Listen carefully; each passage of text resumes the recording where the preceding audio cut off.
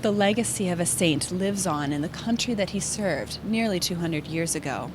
St. John Neumann ministered in New York and Pennsylvania in the 1800s and is the first American bishop to be canonized. Like so many in the Diocese of Brooklyn, John Neumann was an immigrant. Neumann was born in Prokotitz, Bohemia, and he was inspired to come to the United States because of German immigrants.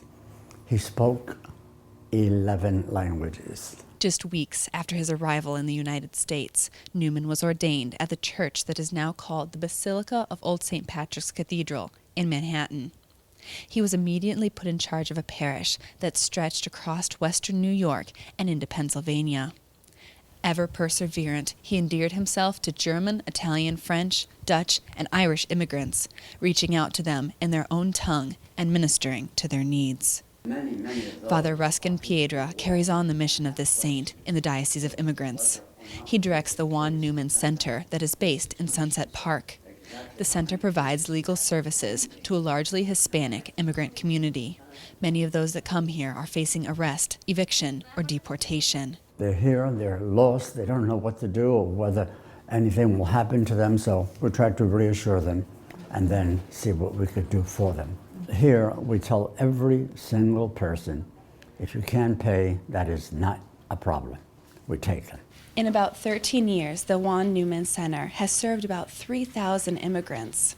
Father Piedra says that more than anything else, the center aims to continue the main mission of St. Neumann. Show them the love of God. Show them they have dignity, they have meaning. And if there's no help from any other source, know that you are loved here. As part of his ministry to immigrants, St. Neumann helped spread Catholic education across the country. He became both Bishop of Philadelphia and a member of the Redemptorist Order. Also a member, Father Piedra says that the order inspired St. Neumann to love those that society has forgotten. And that same inspiration drives Father Piedra's ministry today. Love for the poor and most abandoned, to be present to them, to make them feel accepted, make them feel dignified, make them feel their worth, and so on. That's the legacy I've received from him. John Neumann's feast is celebrated on the day that he passed from this world, January 5th.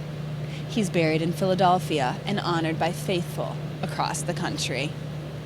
Reporting for Currents from Sunset Park, I'm Katie Breidenbach.